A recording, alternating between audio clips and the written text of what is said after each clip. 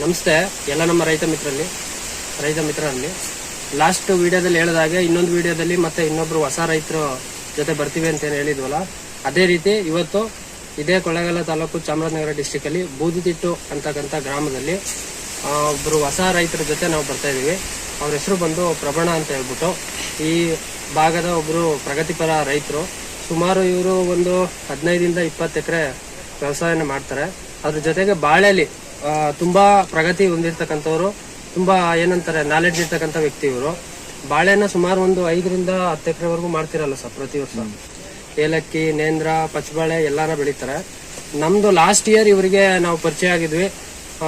So ಕೊಳ್ಳೇಗಾಲದಲ್ಲಿ ಪರಿಚಯ ಆದಾಗ ಇದೇ ಶಿವಕುಮಾರ್ ಸರ್ ಅಂತ ಹೇಳ್ಬಿಟ್ಟು ಇದೇ ಊರ ಮುಖಾಂತರ ಪರಿಚಯ ಆಗಿ, ಸೊ ಬಾಳೆಗೆ ನಿಮ್ ಪ್ರಾಡಕ್ಟ್ ಕೊಡಿ ನಾವು ಟ್ರೈ ಮಾಡ್ತೀವಿ ಅಂತ ಹೇಳ್ಬಿಟ್ಟು ಸ್ಟಾರ್ಟ್ ಮಾಡಿಸಿದ್ವಿ 1 ವರ್ಷದ ಹಿಂದೆ. ಇದು ಗಿಡ ಬಂದು ಆಗ ಚಿಕ್ಕದು, ಎಷ್ಟು ಒಂದು 2 ತಿಂಗಳಿತ್ತಲ್ಲ ಸರ್, 1 ತಿಂಗಳಿತ್ತು. ಸೊ ಆವಾಗ ನಾವು ಸ್ಟಾರ್ಟ್ ಮಾಡಿದ್ದು. ಸೊ ಸ್ಟಾರ್ಟ್ ಮಾಡಿದ್ಮೇಲೆ ಅವರು ಈಗ ಹೇಗಿದೆ ಇವತ್ತು ಕಟಾವ್ ಮಾಡ್ತಾ ಇದಾರೆ. ಸೊ ನಮ್ಮ ಪ್ರಾಡಕ್ಟ್ ಅನ್ನು ಉಪಯೋಗಿಸಿದ್ದಾರೆ, ನೆಟ್ಸರ್ ಪ್ರಾಡಕ್ಟ್ ಅನ್ನು ಉಪಯೋಗಿಸಿ ರಿಸಲ್ಟ್ ಗಳನ್ನ ತಗೊಂಡಿದ್ದಾರೆ. ಈಗ ಅವ್ರಿಗೆ ಯಾವ ತರ ರಿಸಲ್ಟ್ ಇದೆ, ಹೇಗಿದೆ ಅಂತ ಅನ್ಬಿಟ್ಟು ಅದೇ ರೈತರನ್ನ ಕೇಳೋಣ. ನಮಸ್ಕಾರ ಸರ್, ನಿಮ್ಮ ಹೆಸರು, ನಿಮ್ಮ ಪರಿಚಯ ಹೇಳಿ. ಪ್ರಭು ಸ್ವಾಮಿ ಅಂತ ಬೂದಿತಿಟ್ಟನವರು, ಕೊಳ್ಳೇಗಾಲ ತಾಲೂಕು.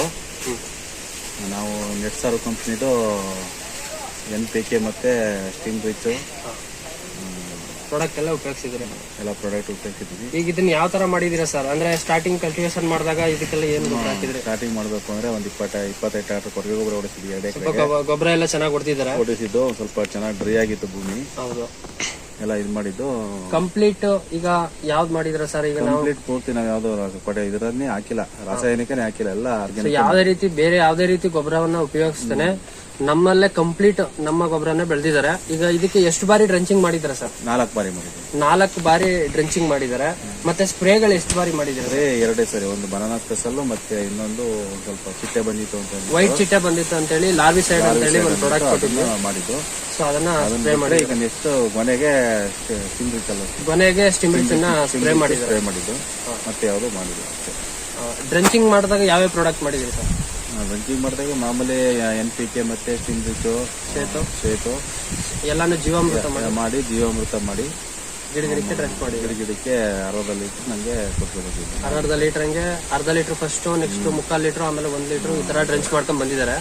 ಸೊ ಇವಾಗ ನೀವು ಬೇರೆ ಪ್ರಾಡಕ್ಟ್ ಅನ್ನ ಉಪಯೋಗಿಸಿ ಹೇಗೆ ರಿಸಲ್ಟ್ ತಗೊಂಡಿದ್ರಿ, ಮತ್ತೀಗ ನಮ್ಮ ಪ್ರಾಡಕ್ಟ್ ಉಪಯೋಗಿಸಿದ್ಮೇಲೆ ಹೇಗೆ ಅದು ರಿಸಲ್ಟ್ ನಿಮ್ಗೆ ಏನ್ ವೇರಿ ಕಾಣಿಸ್ತಾ ಇದೆ? ಅಲ್ಲ, ಬೇರೆ ಪ್ರಾಡಕ್ಟ್ ಅಂತ ನಾವು ಯಾವ್ದೋ ಇದನ್ನ ಯೂಸ್ ಮಾಡಿಲ್ಲ, ಮಾಮೂಲಿ ರಾಸಾಯನಿಕ ಮಾಡ್ತಿದ್ವು. ಈ ಸಾರಿ ಫಸ್ಟ್ ಟೈಮ್ ಇದ್ ಮಾಡಿರೋದು. ಇದಾದ್ಮೇಲೂ ಪುನಃ ಬೇರೆ ಒಂದ್ 2 ಕಂಪ್ನಿದು ಮತ್ತೆ ಯೂಸ್ ಮಾಡ್ತಾನೆ. ಅದನ್ನು ಇನ್ನೂ ನೋಡಿಲ್ಲ, ರಿಸಲ್ಟ್ ನೋಡ್ಬಿಟ್ಟು ಈಗ ಚೆನ್ನಾಗಿ ಬಂದಿದೆ. ನಮ್ಮ ಪ್ರಾಡಕ್ಟ್ ಉಪಯೋಗಿಸಿದ್ಮೇಲೆ ಹೇಗೆ ಚೆನ್ನಾಗಿದೆ. ಈಗ ಬನೆ ನೋಡ್ಬೋದಲ್ಲ ಸರ್?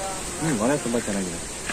ಬನೆ ನೋಡೋಣ, 10-11 kg ಬರ್ತಾ ಇದೆ. ಬನ್ನಿ ನೋಡೋಣ. ಬನ್ನಿ, ಹಂಗೆ ನಾವು ಹಿಡಿದಿರ್ಬೇಕಾದ್ರೆ ಜಾಸ್ತಿ